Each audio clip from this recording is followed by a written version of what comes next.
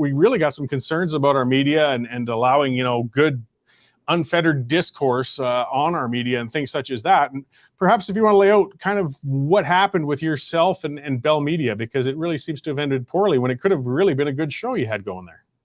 Yeah. And, I think we've seen a lot of concerns. You raised some of them earlier about the intersection of politics and media, that we'd like to be able to say we've got trusted media outlets that are going to give us the honest news and leave it up to the audience, the viewer, the listener, to make a decision on their own about what they believe in, what they think. And I think we see over and over again that that's not really the state of mainstream media in this country. A lot of these mainstream media corporations, and certainly my experience with Bell Media affirms this, are interested in telling us what to think, not giving us information and allowing us to come to our own conclusions. And really the conflict with Bell for me, I wasn't there for very long. I only hosted a radio show full time for less than a year. And what I tried to do, which is what I thought, when they were talking about diversity and inclusion and wanting to bring different voices from different cultural and ethnic backgrounds to the airwaves, I tried to bring perspectives from communities that, like the Black community I come from in the Toronto area, for instance, and to shine light on some of the challenges that you don't get to hear often. For example, that Black Canadians are one of the most unvaccinated groups of Canadians over the last couple of years. And when I tried to explain, how Trudeau's COVID policies, how some of the provincial COVID policies would impact communities like Black Canadians, Indigenous Canadians, people who are working on the front lines in all sorts of different industries, I would get told, this is not right. Eventually, they wound up firing me because they didn't like that I was bringing these perspectives to the airwaves. But they did want me to bring the perspective when it was in line with the sort of liberal political agenda. So, the partisan nature of what Bell Media does every day. And for listeners who don't know, Bell Media owns CTV. They operate the iHeartRadio talk network throughout Canada. They do have a partisan nature to what they want to put on the airwaves that they're not willing to admit to. And then they punish people like myself who don't fall into that agenda, thinking that because I'm Black, that I would naturally be a liberal, when obviously that's not the case. Well, yeah, and I mean, we still have some value in diverse voices, and we want to hear them. Like I'm a white guy raised out on the prairies. I've certainly got my views on issues, but I don't have any understanding of what a person of color in Toronto has had to experience or do. And being able to hear that through different people speaking on networks helps me garner some understanding. And if I guess people, we're seeking diversity, but only with a narrow messaging, that's not helping me or the minority communities in any sort of way. And you're absolutely right, Corey. And that's the concern. When you have the biggest telecommunications company in the country thinking that they get to tell people what they're supposed to think based on their ethnicity or their culture, I mean, that is weird stuff. That is not the way any workplace should operate, but especially one of that with that much influence and that much power as Bell does. So this is why the lawsuit was important for me to file, was to sort of say, look, you cannot treat people this way. You can't look at people and say, well, because of what you look like or because of where your dad comes from, we're going to decide what politics you should have and then punish you when you refuse to be a token. It's unacceptable. And for people who might listen to this and question, how much evidence does Jamil have of this kind of partisan bias? Is it just, the normal liberal spin that we might see in the media? I'll tell you, Bell Media, in its own statement of defense, and you can read this, go on my Twitter, you can find a link to this, says outright that they fired me in part because I did not defend Justin Trudeau against criticisms that a caller made to my show, saying that he was behaving like a dictator and a globalist puppet. Now, whether you agree with that or not, that is a legitimate concern for people to have. We have members of parliament who have raised that point in the legislature, and yet Bell wants to punish a radio host for allowing a caller to say that on the radio show. The other point of partisan bias that Bell admits to in their statement of defense to the court, and again, this is in their words, you can read it for yourself, anyone who's interested. They say that I did not challenge Member of Parliament Kathy Wagenthal enough when she came on my show to explain why she opposes vaccine mandates. Now, why am I supposed to bring a duly elected member of parliament onto the show and not give her a chance to share her point of view? We did debate her points with callers immediately after the interview, but I think a conservative member of parliament has a right to come on the radio and explain why she opposes policies that impact her and her colleagues at the workplace. These are the kind of basic, simple things that every news outlet should be able to do. And yet with Bell Media, this is controversial, and it's mind-blowing to me. Yeah, well, and it's interesting you brought up that point, for example, with vaccination and some of the areas you wanted to discuss where you've got, cultural differences. We've just got statistics and demographics to show that there wasn't as high an uptake in some communities as in others. And we actually had that discussion a lot in Calgary because in Northeast Calgary, a lot of our Indian community as well had a low vaccine uptake, and people were concerned about it. And we had to speak and get the views from community leaders because a lot were new Canadians. They weren't necessarily trusting of the government or medical facilities. And through those discussions that people felt more comfortable and could, choose whether or not they were going to be vaccinated. But that discussion was valuable and it was important. And to have it just coming from one side or saying we shouldn't even touch those issues, again, is putting communities at harm. You're absolutely right. And this gets to sort of the phoniness of this whole diversity and inclusion thing. There's a genuine way to do diversity and inclusion. And I think it's what you're talking about here, Corey. Bring people in with different perspectives, trying to understand one another, trying to build genuine dialogue. But what Bell operates with is a sense of diversity and inclusion that says we want everyone to look different from one another, but ultimately think and say the same things. And if you don't fall in line, if you don't say and do what we want, then you don't count as diversity. And it's like, what is that? That is the opposite of what diversity is. Diversity means actually contending with people who have different points of view and trying to reach a middle ground. These guys want to punish people who don't have their point of view and then pat themselves on the back as if they're diversity and inclusion experts. It's like it is actually a really important issue facing our country, because this is not just a Bell problem. This is happening at institutions all over the place, government offices, corporations, university campuses. And I think it's time for Canadians who believe in real diversity and inclusion to speak up and stop being bullied into silence because we're afraid somebody's going to point a finger at us and call us a bigot because we don't want to toe the line.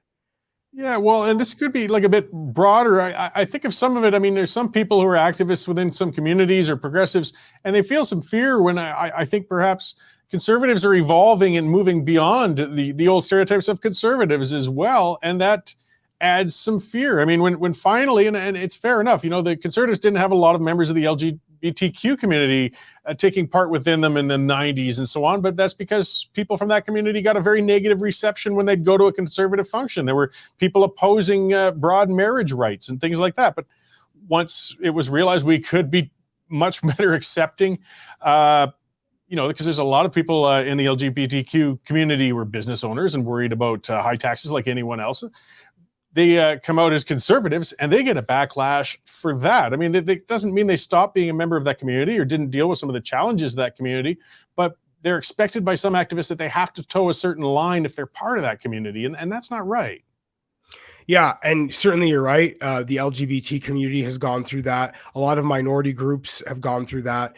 I've been able to talk to all sorts of different people in my role as president of the Canada Strong and Free Network who experience this sort of stigma where when you say you're a conservative, but you're not the quote unquote typical conservative, meaning you come from maybe an unorthodox background for what people assume a conservative would be, all of a sudden people want to make you feel judged for that. And it is, in my view, despicable, because the reality is this: every group of people is ideologically and politically diverse. Every single group, women, men, different racial groups, newcomers, people who were born here.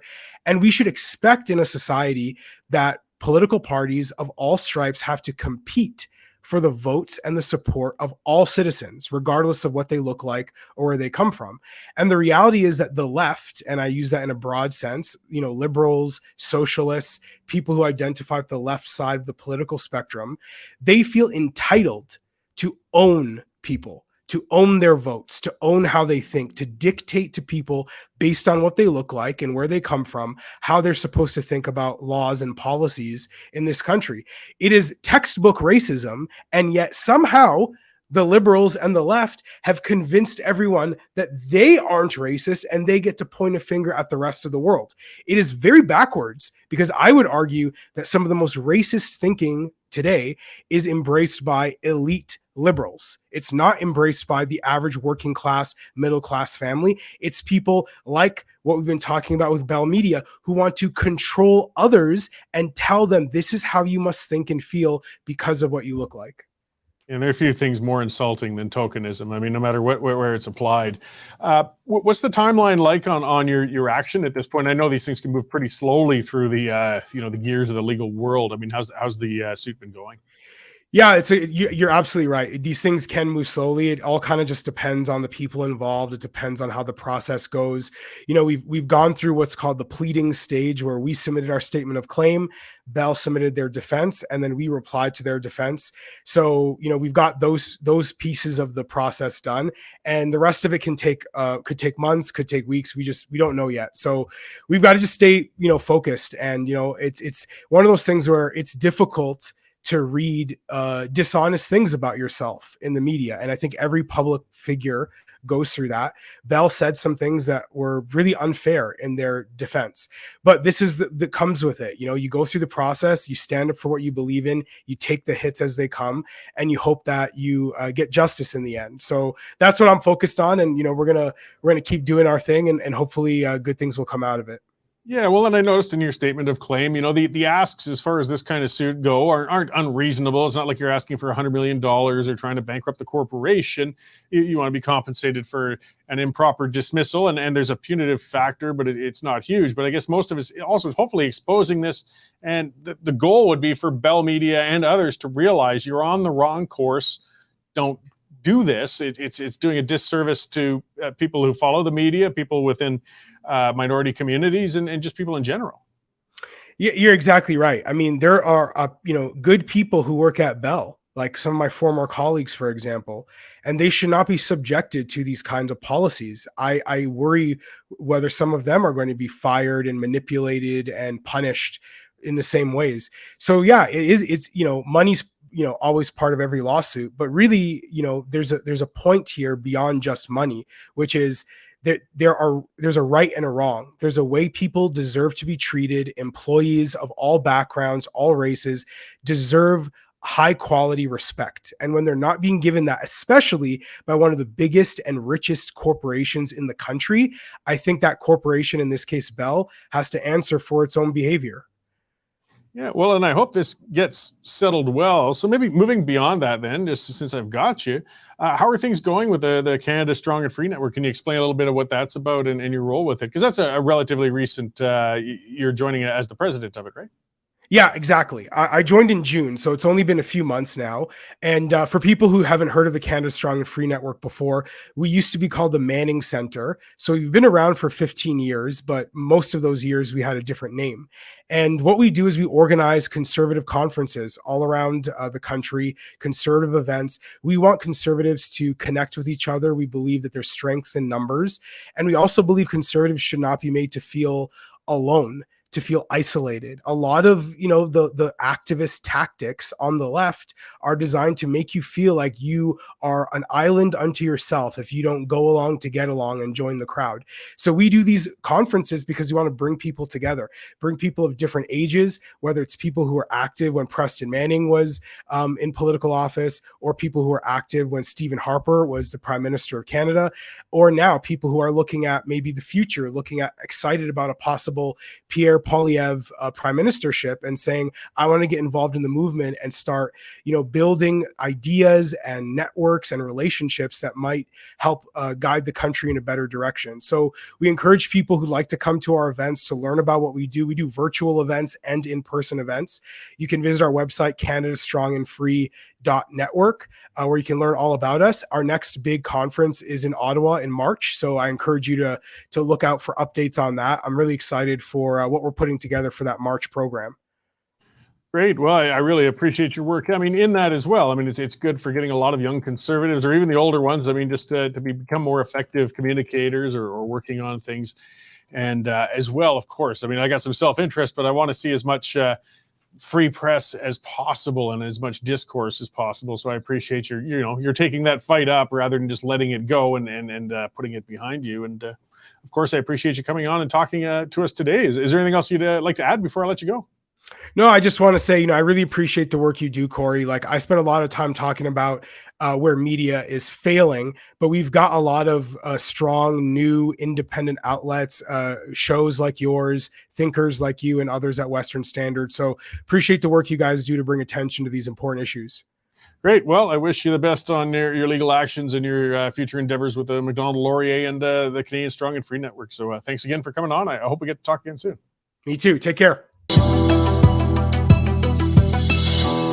The current Lethbridge feed grain prices are as follows. Cash barley's at $4.46, feed wheat's at $4.68, and corn sitting at $4.55 per metric ton. In the milling wheat markets, December Minneapolis futures lost 14.25 cents at $9.51, with local hard red spring bids for December movement at $11.85 per bushel.